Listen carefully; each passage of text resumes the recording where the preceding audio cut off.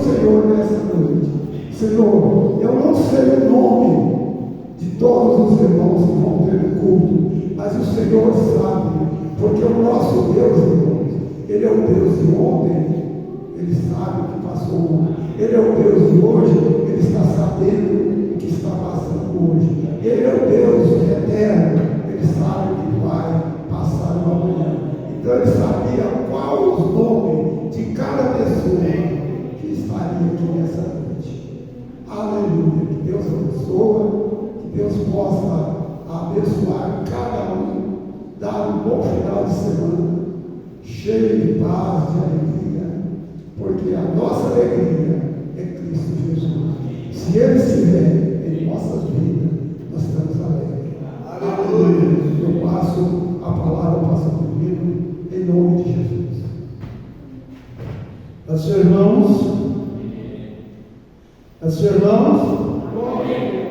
glória a Deus, que te abençoe. Abra sua Bíblia no Evangelho de João, capítulo 14.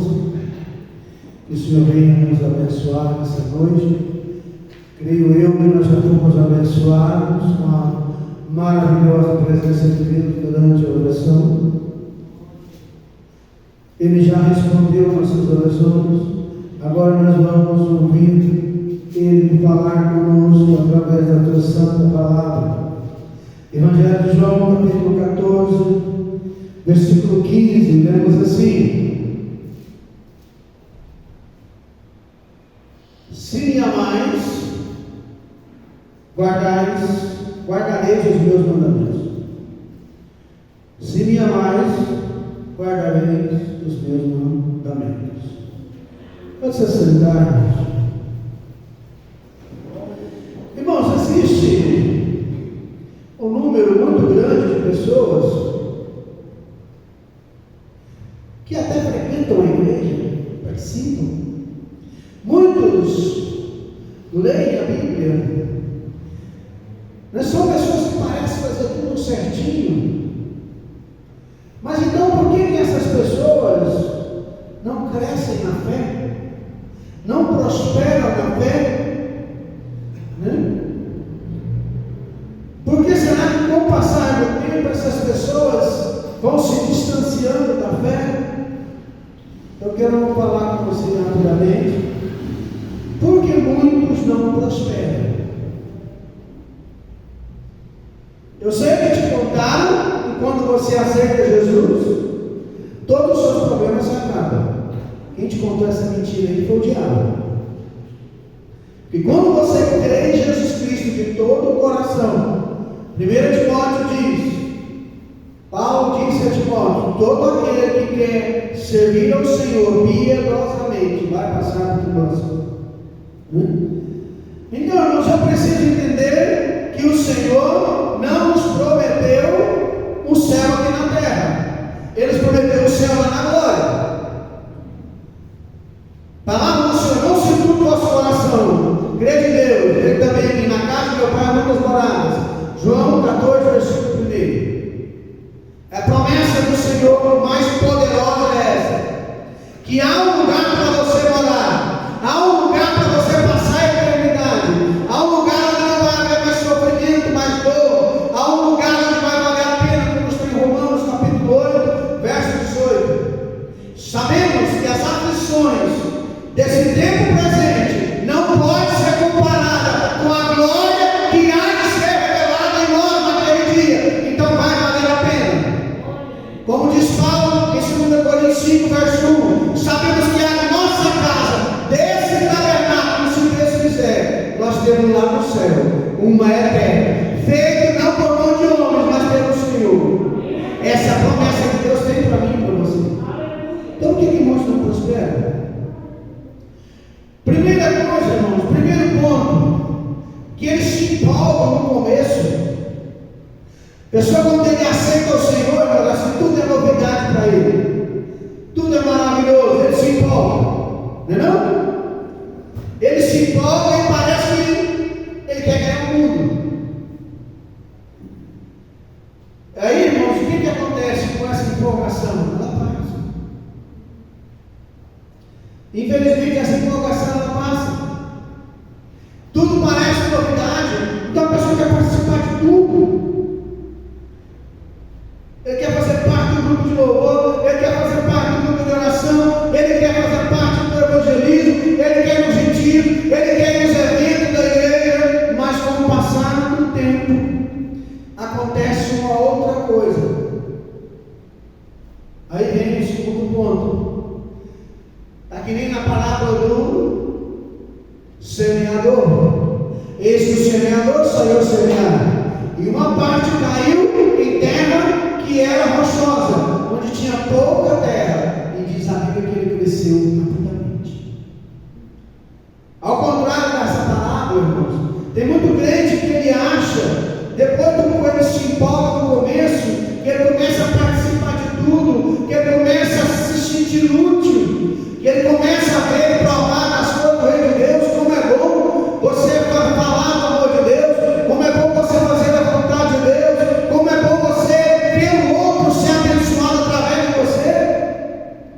Muitos desanimam. Por quê? Porque eles acham que assim, por servir a Deus, Deus vai ouvir ele mais rápido. Irmãos, você serve a Deus, não é Deus que te serve. É você que serve a Deus, não é Deus que te serve. Deus não me serve, eu sirvo a Deus. Então as pessoas, muito depois que ele começa na fé, ele se empolga, ele começa a ser útil, logo ele começa a desejar as promessas da Bíblia para ele. E é justo. Então ele começa a querer prosperar em tudo, porque ele escutou falando por aí da teologia da prosperidade, que o servo de Deus tem que ser próspero, que o servo de Deus tem que ter o melhor carro, tem que ter a melhor casa, ele tem que chegar na igreja, desce daquela forma, e isso é antibíblico. Estava dizendo aqui na terça-feira que Paulo disse a Timóteo, 1 Timóteo 6, tendo o que comer e vestir, estejais satisfeito. Verso 10, porque o amor ao dinheiro é a raiz de todo mal. Não é o dinheiro que é o problema é se devotar ao dinheiro. Não é o dinheiro. O seu dinheiro é sagrado. O seu dinheiro, toda vez que você pegar o pagamento, o que você receber lá na conta, que a maioria agora cai na conta direto, quando você sabe o meu pagamento lá na conta, ele já chegou com uma bênção de Deus. Você já foi abençoado, porque você trabalhou honestamente durante um mês. Você fez algo honestamente e você ganhou, então aquele trabalho é abençoado. Seu dinheiro já é abençoado. Você não tem que trazer o dízimo para ser abençoado. Você traz o dízimo porque você é grato a Deus e você quer dividir com o Senhor e com a obra do Senhor o melhor que Ele está te dando. Mas não é para Ele te abençoar. Você já foi. Você trabalhou honestamente, seu dinheiro é abençoado. Amém? Você tem que saber disso. O que você ganha é abençoado. Ah, pastor, mas eu ganho pouco, mas esse pouco é abençoado. Então você precisa saber que você serve a Deus e não é Deus que te serve. Mas pastor, então, porque muitos prosperam e outros não? Agora financeiramente, porque estão obedecendo Isaías 55:2. Eu já não coloquei o termo aqui, mas eu vou descobrir para você. Eu vou ler a versão da King James. A versão original diz lá, você está acostumado a revista corrigida, atualizada, diz, porque gastaste o seu dinheiro naquilo que não é bom, e o produto do vosso suor naquilo que não satisfaz. Aqui em James diz assim, Isaías 55:2, por que investis o seu dinheiro naquilo que não é alimento, e o seu trabalho árduo naquilo que não consegue produzir satisfação? Ouve com toda atenção, comei o que é bom, e a vez de deleitar-nos com manjares revigorantes. Quando a Bíblia diz Isaías 55:2, por que gastares ou investir o seu dinheiro naquilo que não é pão, é naquilo que é importante? Eu não sou menino mais, você não é mais menino. Ah, eu quero comprar isso. A pergunta é, eu preciso disso? Isso vai me tornar um marido melhor,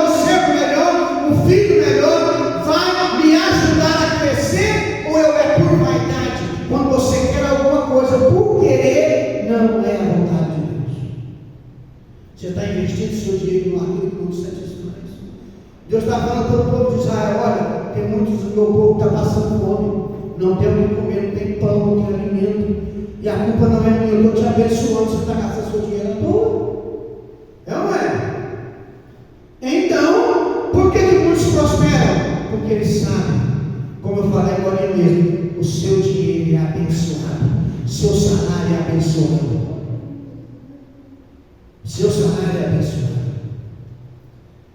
o seu salário é abençoado, o que você ganha é santo. Você trabalhou durante 30 dias, né? Se você trabalha com comissão, você trabalhou, lutou, não importa você se é assalariado ou não, você trabalhou, você merece o seu pagamento, ele já foi abençoado por Deus, desde antemão. A bênção foi, você trabalhou honestamente, agora você tem a bênção dos céus. Sendo você o servo de Deus, muito mais ainda. Então, o que eu preciso entender é que muitos não prosperam porque não sabem guardar, não sabem segurar, não sabem falar: não, esse celular aqui me serve, ele está resolvendo o meu problema, não há necessidade de eu comprar outro de 10 mil reais, se esse aqui eu tenho lá e está me resolvendo, né?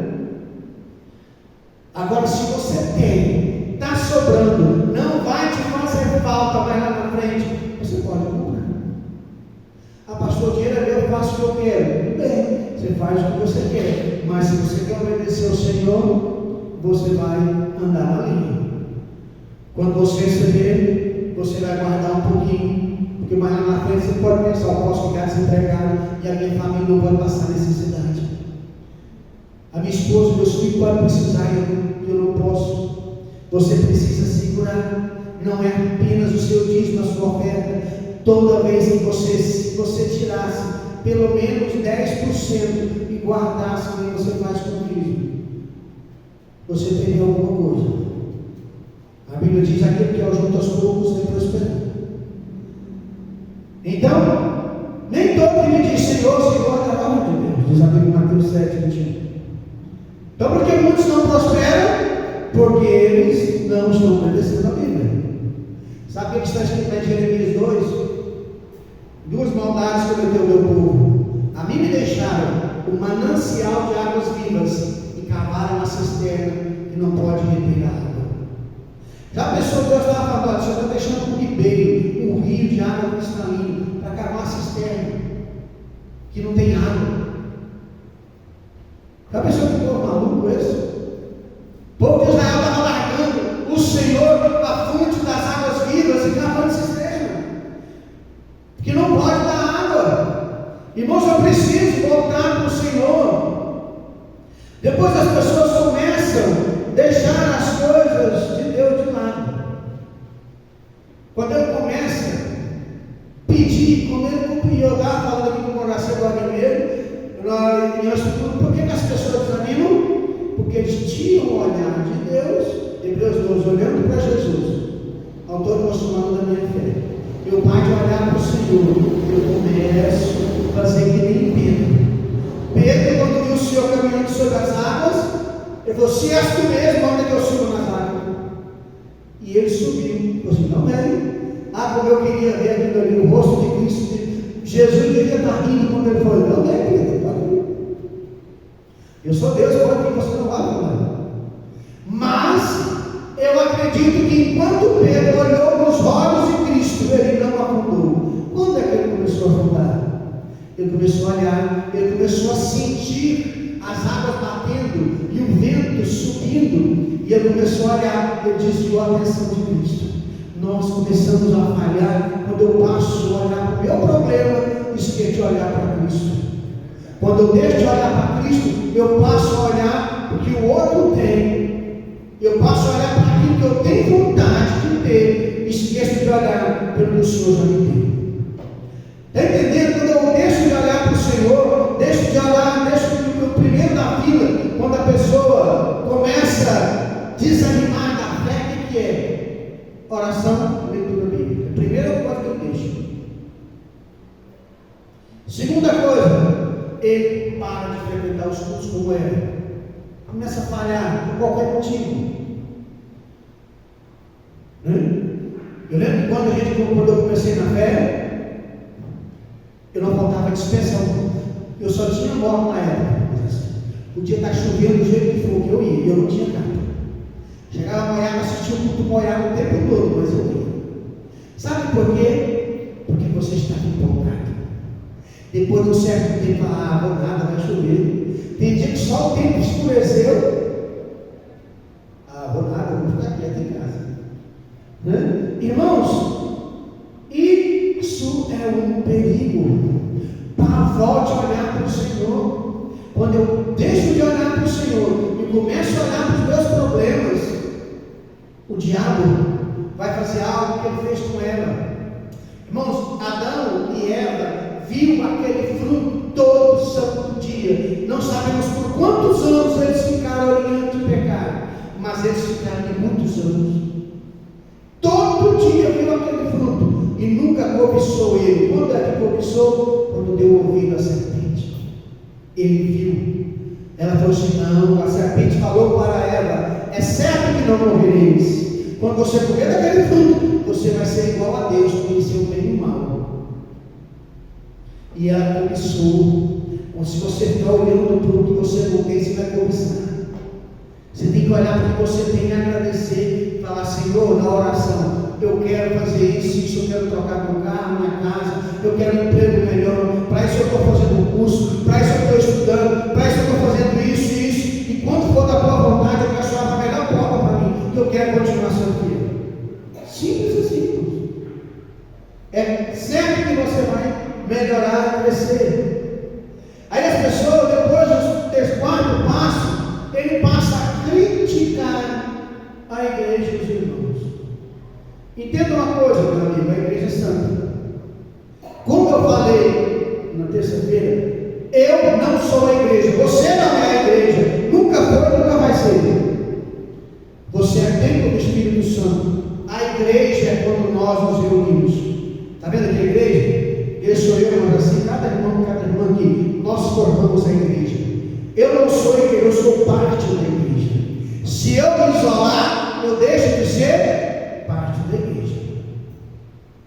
E em Provérbios diz que aquele que se isola busca os seus interesses próprios e insurge contra a verdadeira sabedoria. Então a igreja é santa, nós somos um povo santo, mas cada irmão tem um princípio. A educação que eu recebi foi diferente da que o Jacinto, o Joaquim e o José receberam. Nós temos que entender que aqui dentro da igreja, que é santa, instruída pelo Senhor, nem todos são eleitos. Nós somos escolhidos para servir ao Senhor aqui. Os eleitos, Deus vai buscar. Salmo 101: os meus olhos vão procurar os fiéis na terra, para que habitem comigo. Dentro da igreja, dentro desse povo, dentro das igrejas que tem na face da terra, Deus vai buscar só quem é fiel. Pastor, todo membro da igreja vai para o céu. Eu queria dizer para você que vai, mas eu não sou Deus para falar que sim ou que não. Eu posso dizer que é a nossa vontade, o que eu oro, o que você ora, é para que todos sejam salvos. Paulo disse a Timóteo: a vontade de Deus é que todos sejam salvos. Mas eu sei que infelizmente alguns vão ficar. Então nós temos que entender isso. E por que as pessoas deixam de crescer? Porque elas desanimam. O desânimo vem, irmão, quando eu paro de olhar para o Senhor no meu lugar. Quando eu passo a ver que Deus não está me dando o que eu quero. Irmão, mas já pensou que nem tudo que eu quero é a vontade de Deus? Já parou para pensar que Deus nunca dá algo para a gente para nos prejudicar? A Bíblia diz que eu pedi e recebeis. Pedis e não recebeis, perdão, Tiago, porque pedis mal para esbanjar e vós tereis. Sabe o que o Tiago está dizendo? Irmão, você está pedindo para receber, porque você está pedindo com um propósito errado. Quando o Senhor diz, Mateus 7,7, batei, abriu-se-vos-á, pedi, dar-se-vos-á, é quando você está pedindo de acordo com a vontade de Deus. Na verdade, aquele texto fala do Espírito Santo. Então eu preciso entender, quando eu peço algo, quando eu busco algo de Deus, eu vou receber, tal qual o Pai, que tem juízo, mesmo ele tendo condições de lá na rua de comprar uma moto zero quilômetro, ele não vai dar uma moto para o filho dele de 12 anos, vai mais. Se ele tem juízo, não. Alguns que têm fazenda, talvez lá na fazenda tenha uma moto para andar, mas mesmo se você tiver juízo, nem lá ele deixa. Sabe por quê? Porque não é o tempo certo. Ele tem que ir lá, passar por um curso, ele tem que aprender a dirigir, e não basta apenas saber dirigir, tem que saber entender as leis de trânsito. Para isso a gente tira a carteira, para isso a gente aprende, para isso a gente estuda. E a gente estuda ainda sai, ainda comete alguns erros grotescos. Todo mundo. Então eu preciso saber que eu não posso desanimar. Eu preciso saber que eu tenho que voltar para o Senhor. Ó, João 14, 24. Quem não me ama, não guarda as minhas palavras. E a minha palavra, estás ouvindo, não é minha, mas do Pai que me enviou. Quem não me ama, não guarda a minha palavra. Jesus foi claro. Olha, quem não me ama, não vai guardar a minha palavra. A grande questão é: vir à igreja muda a minha vida, pastor? Infelizmente, não muda nada. O que muda a minha vida? Pegar a semente e pôr em prática.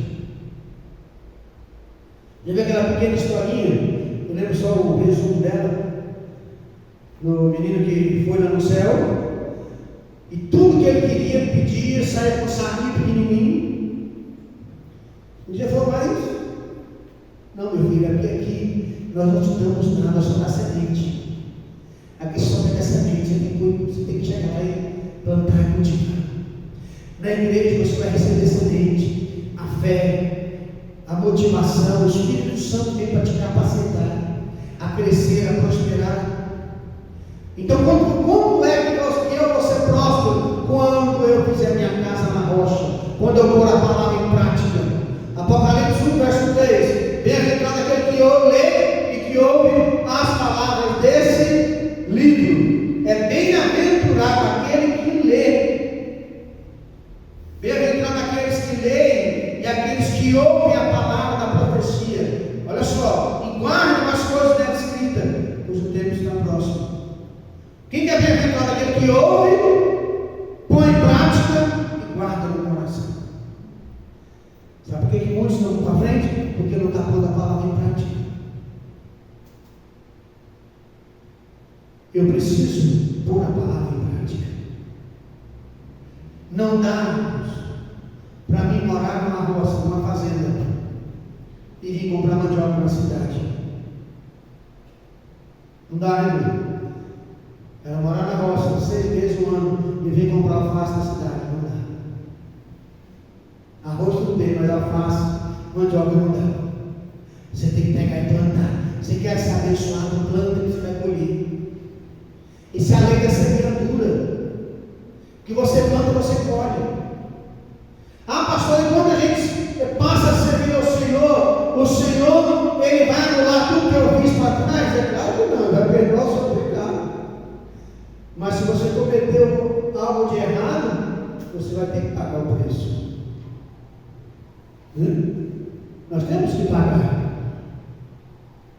Eu preciso saber que eu planto, eu vou colher. Então você pode começar a partir de hoje, projetar um novo fim para a sua vida. Eu sei que essa palavra do Espírito, né? Se não me engano, Allan Kardec falou isso. Ninguém pode voltar ao passado e fazer um novo começo, mas todo mundo pode começar a fazer um novo fim a partir de agora. É um princípio muito bom. Eu não posso mudar o que eu fiz, que eu era, o que eu sou, mas a partir de hoje, amanhã e depois vai ser melhor, porque eu vou mudar. Como já se falou aqui no começo, os erros que a gente comete, se por isso eu não vou cometer mais. Ou eu vou tentar não cometer mais. Então vamos tentar crescer, prosperar na nossa vida espiritual. Se você está orando 5 minutos por dia, passa a orar 10. Se você não está lendo a Bíblia, passa a ler um capítulo. Tem capítulo que você lê em 5 minutos. Tirando o Salmo 119, a maioria, você vai ler rapidinho. Lê um capítulo por dia da Bíblia. Passa a orar a palavra de Deus. Passa a falar com Deus e ouvir o Senhor. Sabe quando o Senhor lá em Mateus capítulo 7, ele fala, Mateus capítulo 6, quando ele manda entrar no quarto e fechar a porta? Ele está falando, ó, entra no teu quarto, fecha a porta, e você vai orar ao teu Pai secreto. Se não me engano, Mateus 6, 7, é porque para você se desligar um pouquinho do seu órgão. Quando você for orar, você desliga. Quem tem celular, não liga a musiquinha, não desliga ele. Desliga ele e vai orar. Fale com o Senhor. Ou se ligar a musiquinha, você pode olhar no modo avião que ninguém vai te incomodar. Por quê? Porque ali você não pode ser interrompido. É você e Deus, você não pode desviar a atenção. Por que a gente ora de olho fechado em casa? Só às vezes o pastor e os diáconos a gente aconselha a orar de olho aberto. Porque quando tem gente na igreja, e se alguém estiver orando, dependendo do caso, já tem que ir lá correr para a pessoa não cair e machucar, né? Por que a gente ora de olho fechado? Para a gente olhar para as coisas, para a gente entrar na nossa mente e a gente saber orar o que precisa. Quantas vezes eu ajoelhei para orar por um problema, Deus me fez agradecer por um outro, que ele falou, meu filho, isso não tem problema nenhum não. Qual o problema que você tem? Qual que é o seu problema? Mano, você já pensou se nós chegarmos lá na glória? Chegar, sentar no apóstolo Paulo, vai contar a nossa história. Olha, como eu passei muita dificuldade. Paulo vai fazer o quê? Ele vai rir, mas essa foi dificuldade. Eu tinha que pregar de camelo, eu tinha que pregar de barco, eu tinha que andar de jumento. Agora você tinha carro, tinha isso, tinha aquilo, e estava reclamando. Vamos ficar em pé. Aprenda. Eu descobri, depois de muitos anos de crente, irmãos, que 1 Tessalonicenses 17, 18 não é pedir, é mandamento. Em tudo dá graças. Paulo não pediu, não está te perguntando, é para você dar graças. Em tudo. Tudo. E eu posso concluir com Romanos 8, 28. Como é que eu faço para dar graça de tudo? Só lendo Romanos 8, 28. Todas as coisas cooperam para o bem daqueles que amam a Deus. Você vai falar assim, eu amo o Senhor. Então, o que eu estou passando tem que ser do meu bem. Me ensina, me dá sabedoria, que eu quero crescer em Deus. Senhor nosso Deus e Pai, obrigado por essa noite. Abençoe essa irmã, esse irmão. Leve em paz para o seu lar, Senhor. Derrama a tua bênção. Eu sei que eu quero que cada um prospere na fé, prospere materialmente, meu Deus, mas eu quero muito mais que o teu povo entenda, Senhor, o que é fé, entenda o que é tua palavra em prática, entenda que 24 horas do dia nós somos teu servo. Então 24 horas do dia, quer que eu mais ou debate, ou passagem, qualquer coisa de sua palavra, tudo é para a tua glória. Abençoa teu servo, tua serva, em nome de Jesus. Deus te abençoe. Sábado, reunião para os jovens, 7 horas.